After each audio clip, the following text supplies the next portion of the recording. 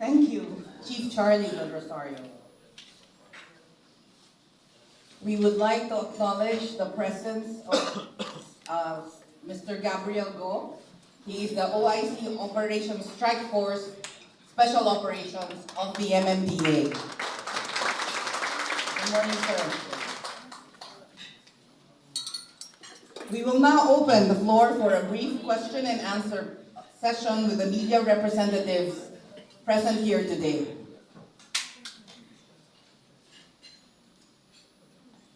Si JC po ang mag-aabot ng mic sa inyo.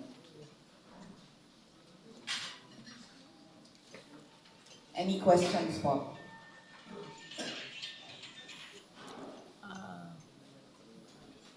Sa ambulance? Ako sa ambulance. The media is now allowed to raise their question. Initial question. Initial questions po. I'm sure after nito marami pang questions. But nonetheless, we can entertain initial questions. Thank you. Asan yung mic?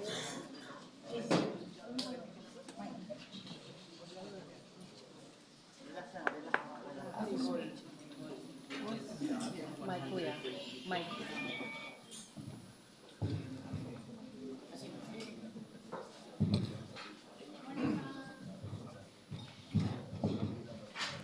Good afternoon. Good morning to all. I'm Teen from Today TV. I wonder if I could ask this. Ano po, basically, we're here for, just invited us. We're all here testing the HEMs. Basically, we're listening of some projects of the government. Sorry, I just came as well. That's my first question. For my second question is for the OTR secretary. We're dealing with the modernization right now. So I just came from Sir Charlie Simpson about the modernization. Can you comment something on that as well? That's my two questions for now. Thank you, sir. And from Today TV. Could you please, ma'am, repeat the first Next question? question, please. Yeah, my first question would be like, we're here today for what concerns? Orientation. We're all here, test the EMs, DLTO.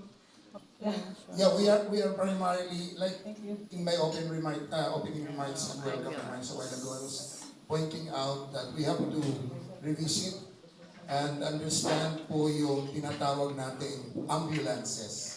Kaya nandito po ang DOH, TESDA. And when you talk about ambulances, we don't just talk about the motor vehicle. We have to talk about the driver, the people inside the ambulances, their qualifications. And so we will be dealing with that. On the matter of the modernization program, ma'am, I think that would be in another forum. We do this. Alright, okay. Thank you so much. Can I have the mic? Mic. Dito na lang, sir. Yeah.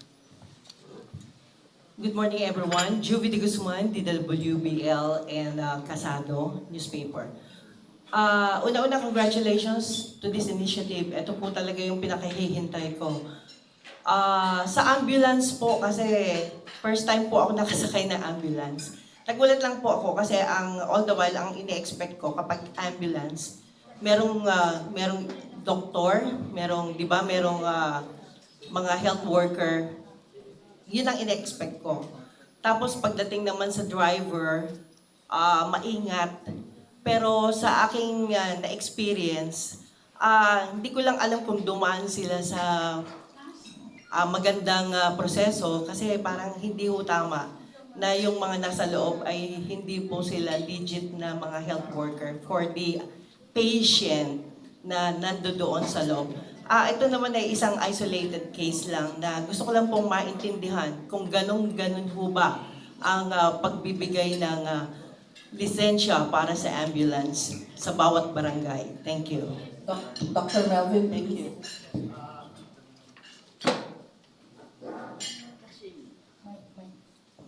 Hello.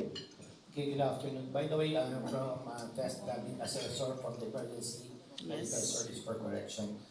So, dito nga tayo ngayon, kaya yung sinabi niyo, ma'am, is kaya po dito po ang TESTA for Emergency Medical Service as a trainer and lead assessor Opo. is bago sila kumuha kasi po ngayon, yung mga legal kasama po ating ng LEAH ay binigyan po natin sila ng skills training. Yes. Meron tayong Emergency Medical Institute is for the emergency responder, first responders, and ambulance assistant. And for the Emergency Medical Institute is for the emergency medical technicians. Okay?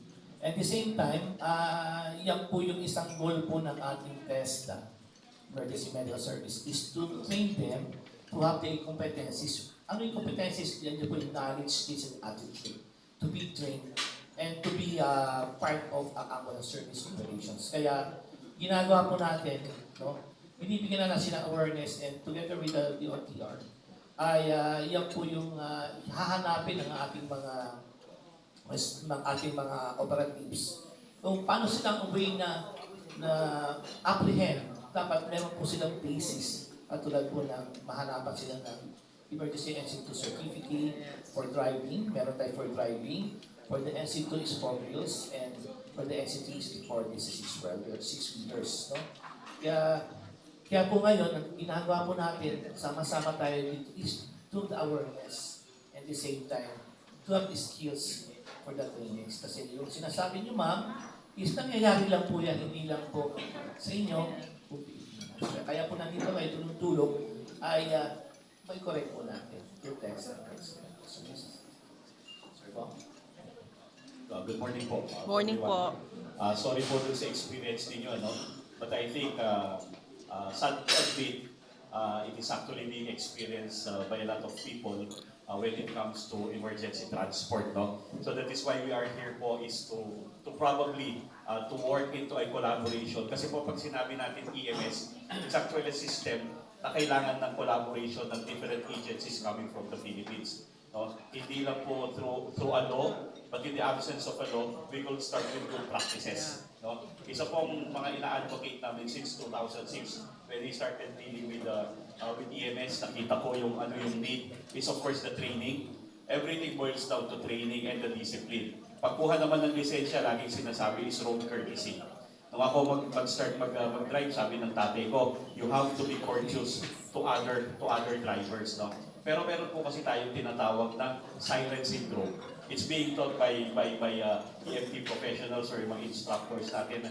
The moment na ando na yung driver, akala niya kasi the speed will save the patient who is inside. Hindi po. Ang makakasakit doon sa pasyente natin, yung skill nung nandoon sa patient compartment natin. So yan po yung gusto nating maayos. Ina-advocate namin sa private industry together with the government agencies. And this is a very good platform. Kasi po magsisimula tayo sa ambulansya. We have to find a way where they should go, what type of training they should have. Hindi puro diretso ang daan na gusto nila. Hindi po pwedeng laging gusto nila sila na uuna. They have to have the right training. Doon lang po siya unang babagsak. After which, probably if the infrastructure is there, the practitioners are there, Congress will give us a law. Doon po natin sa habang wala po yan, siguro medyo nai-snap tayo. So hopefully everything will be established or for a start, ma-achieve po natin. Dadating po ang araw, magiging maganda po yung ride natin sa ambulansya. Pero ayaw natin, di ba? Yes. Pero if the moment comes to that, sigurado po tayo na yung pasyente mabibigyan ng comfort na hindi lang doon sa sakit niya, pati doon po doon sa pagtakbo sa hospital. Can I add a follow-up lang po? In behalf ng Margo TV Philippines, gusto ko lang pong matanong din sa inyo kung right ho ba ng mga pasyente o yung mga nangangailangan na ambulance to ask for the documentation or the qualification they have before we get inside the ambulance. Is it possible or not? Probably po, what will dictate in terms of the capability and the credential of the people inside will be the licensing of the OH. The moment that sticker is there, at sana malagyan ng QR code, para pag na-scan po, alam nila sa database ng DOH that these are registered or licensed ambulances. Meaning, dumaan po sila doon sa requirements. They were checked, they were assessed, and they were certified or they were given the license. Doon po tayo mag-base. Kasi po kung hihingan natin ng credential, it will take time.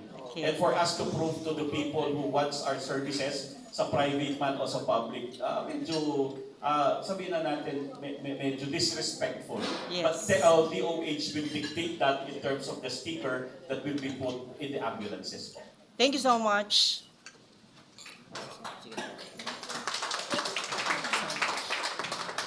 Next question.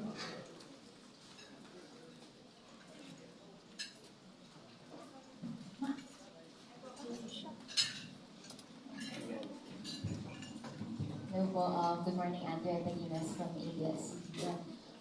Siguro po, ano na lang po yung nag-prompt sa event na ito? Marami ba tayong na-apprehend na mga so-called colorum ambulances? And ano po ba yung usual problems? Like, is it in terms of, yun nga, yung sinabi ni Sir Charlie na, like, in terms of qualifications, ano po ba dapat yung